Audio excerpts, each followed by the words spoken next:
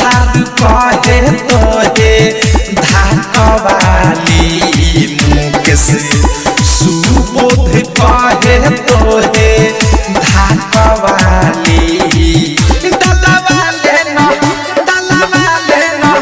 दलवाले रंग पियर की फराक वाली दलवाले रंग पियर की फराक वाली दलवाले रंग पियर की फराक वाली अरे हम कुछ करिले त मानता रे पूरा तू कहे फेंकता रे राखिया पूरा होली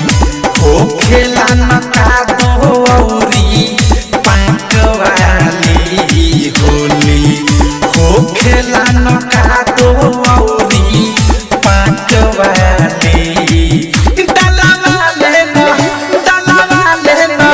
दलवाले रंग पियर की फराक वाली दलवाले रंग पियर की फराक वाली दलवाले रंग पियर की फराक वाली। आरसीएम म्यूजिक न्यू ऐप अभी डाउनलोड कीजिए हमारे गूगल प्ले स्टोर से और पाए भोजपुरी लोकगीतों का एक से बढ़कर एक ऑडियो वीडियो सॉन्ग बिल्कुल मुफ्त।